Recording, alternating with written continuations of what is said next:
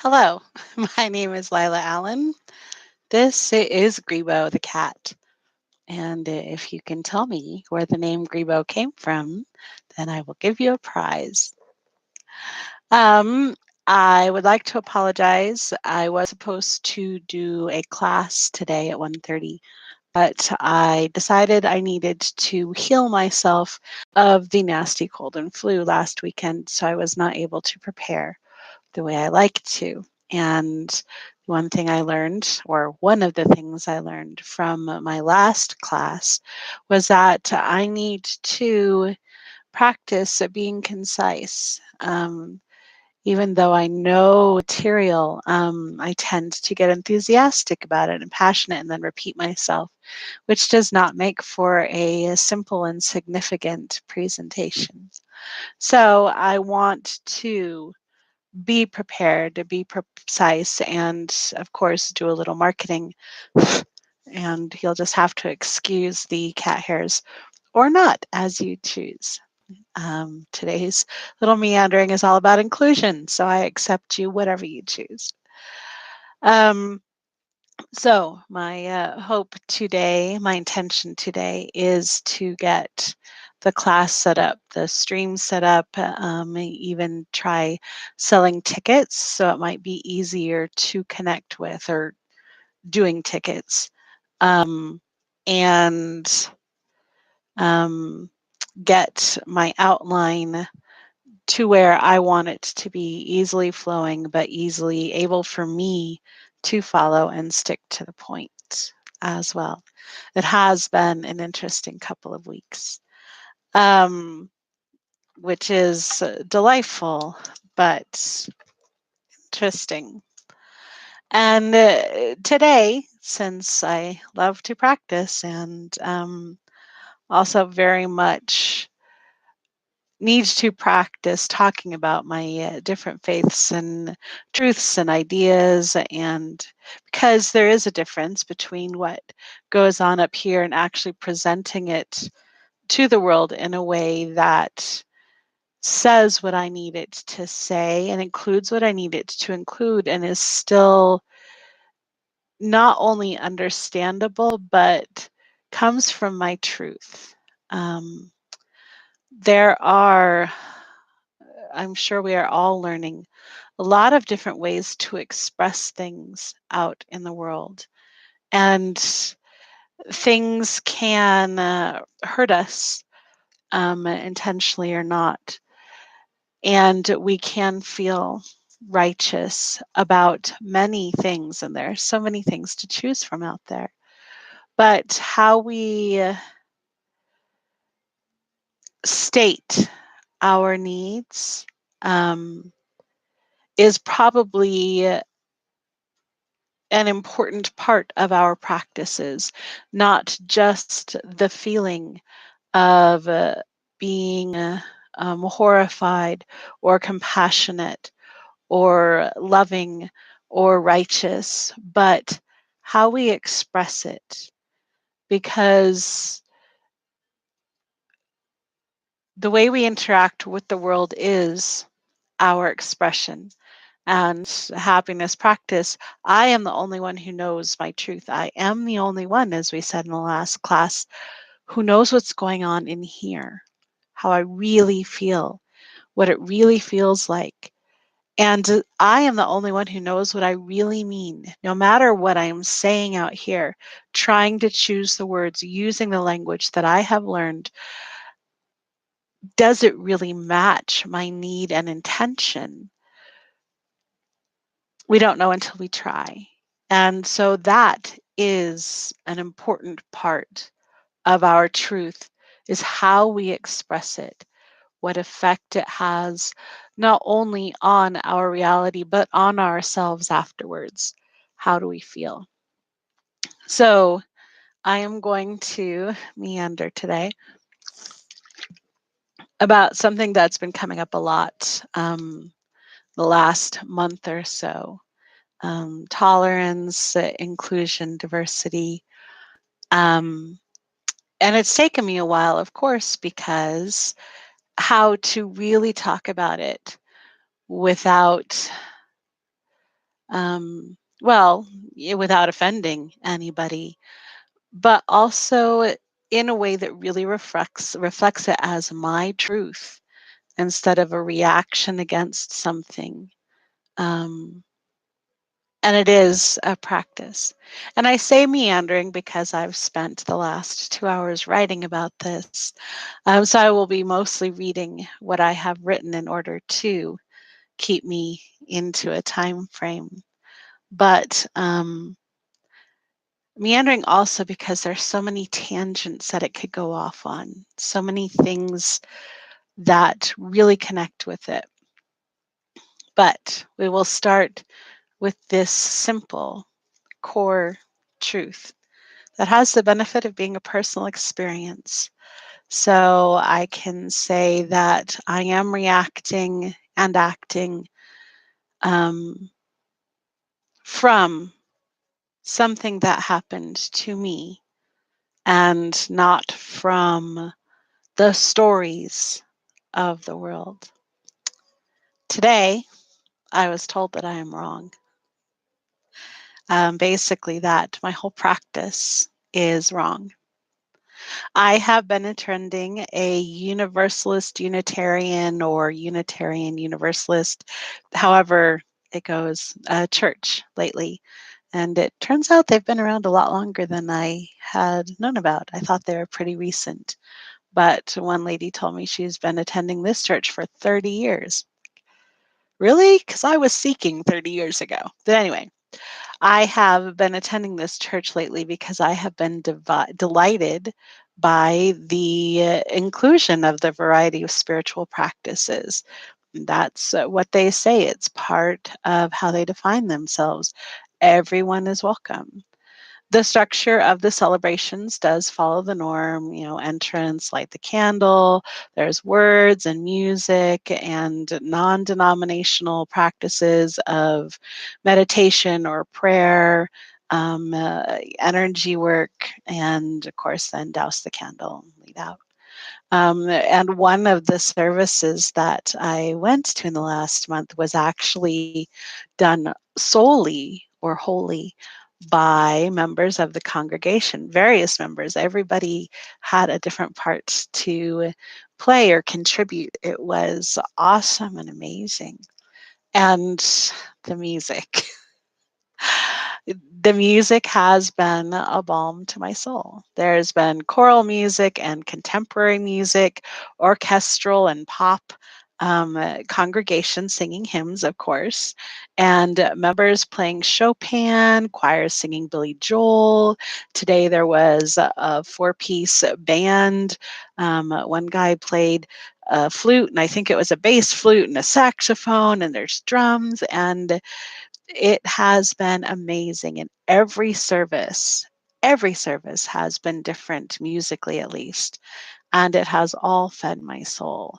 And propelled by this, I did actually join the choir just this week, which also is feeding my soul delightedly. She said, "You're a choir member." I went, "Ah." So I am very glad that I have done that. I love music. I believe that, at least for me, it is a beautiful way to contribute energy to the service and to receive it. And it is something that definitely is what I love to do. Um, but like I said, today at the service, I was told that I was wrong. And that my practice, the happiness practice, which is basically everything I am because it includes work and faith and truth, that it is wrong and it is not part of the inclusion that is the Universalist, Unitarian, or Unitarian Universalist tradition. Now, I am enlightened enough to understand that this could be my interpretation. Um, that just the way the words were said struck me particularly, which is what words are for, to connect with people. But the paraphrase, the way I heard it, comes down to this. individualistic focuses and practices are bad. That was my takeaway. More that we as humans are relationship beings. Everything she said that we do is formed by the relationships that we have, which is truth. That's how we are raised. It's how we receive information from the outside. Our personalities and our habits can very much be formed by our relationships. So her point was the focus, the core of the faith practice, even a liberal faith practice, which has no set dogma or creed, but is all about inclusion, the core focus should be on the society. Ask not what your church can do for you. I am proud of myself. I was still able to enjoy the music, even as I was sitting there reeling, going, I am all about the individual. Um, the worth of the whole is only as good as the worth of the single unit. And the better each single unit is, then the better the whole is. But I am definitely about the unique and equal individual. And it is really tempting to rail against the injustice of this personal attack, even though it wasn't personal at all. She doesn't even know who I am. She didn't know I was in the audience, and only a few people in the congregation even know that I am a happiness practitioner. And frankly, only a few people probably even really understand, including me, do I really understand what a happiness practitioner is. Though many people that I have come in contact would definitely tell you I'm a self-care person. It is all about the self-care. Not all, but that's the point. The first part of the service had readings which talked about the difficulty of being a liberal religion, which the Universal Unitarians are, because there is no one true way, which is part of the beauty of it. There is no set dogma or creed or practice that says, do this in bright, bold letters. So when you lose your way, there is no definitive 8-step program that brings you back to it. And it is not, as was said in the reading, a path for the faint of heart. And this sermon about it is not an individual focus, but a community focus.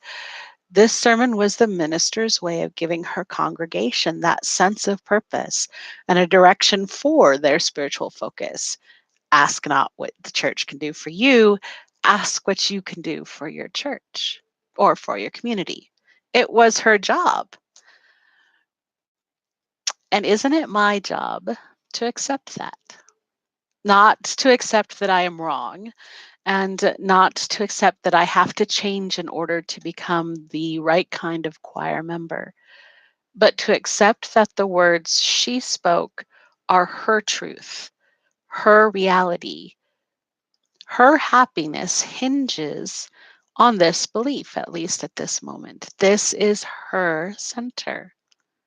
And yes, it does, or did, um, upset me, we will say primly, that in order to be true to myself, I have to accept that her truth is valid for her.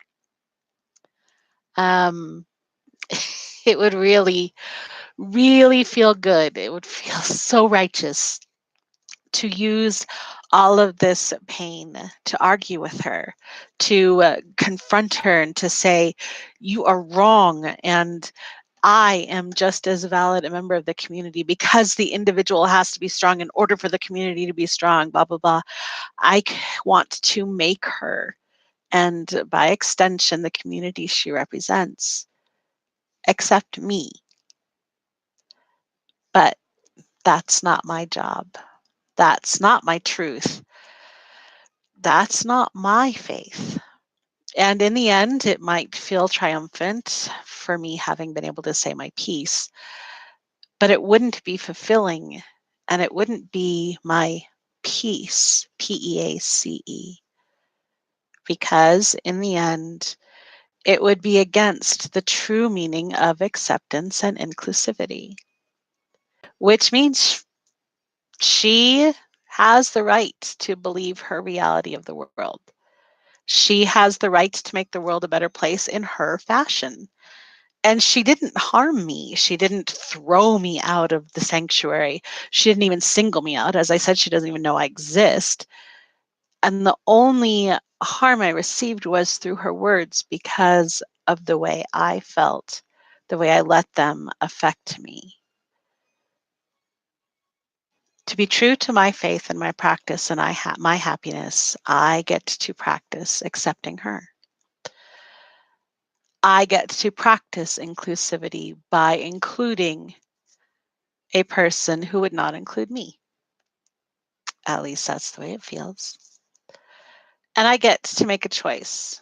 Am I going to let her truth become my truth? Am I going to turn myself into the version of the universal Unitarian Universalist that I perceived through her words in order to feel it's okay for me to sing with the choir?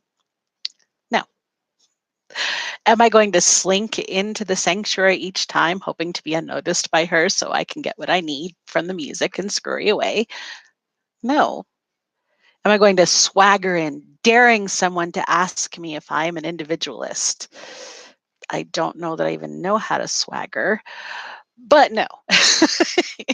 And am I going to starve myself of the music in order to be out of the sphere of her words, in order to avoid possibly being hurt again? Am I going to sit like a martyr and wait for the pain to come because of this one moment of truth expression?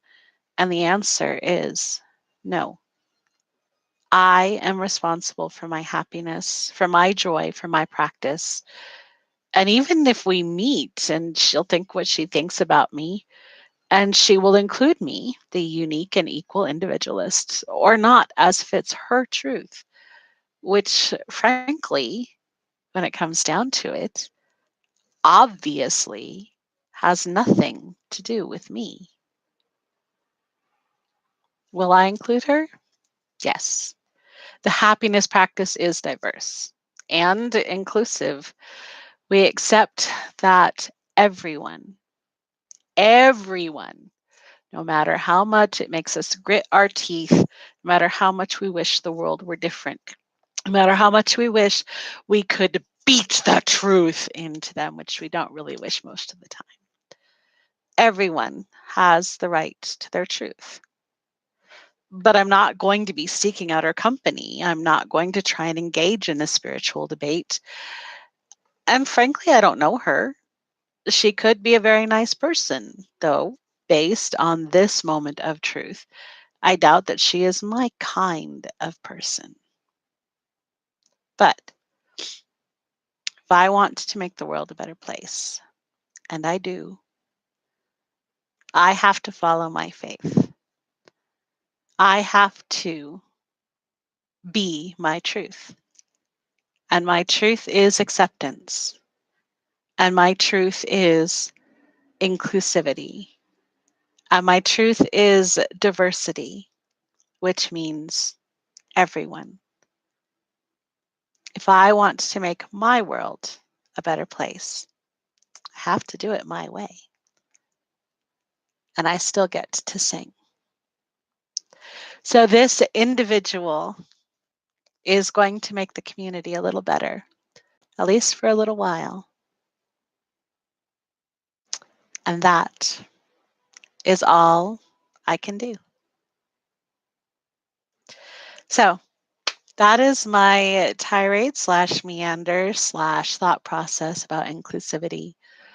And it was very interesting to have it come to be personal. Um, I have rarely been in a position where I have been enough of something to be the subject of exclusivity or inclusivity. Though, to be honest, I've always been too much of this or not enough of that to ever be anything more than an average being in whatever gathering I was in. At least that's the way it felt to me, which could explain a lot about my practice. So thank you for listening. And thank you for anything that might have struck a chord. And of course, for any comments you wish to make, thank you for participating. And I will see you next week, hopefully, with the class on, I believe it is being unique and equal, which is about validating yourself or how we receive validation, which has a lot to do with relationships. And until then,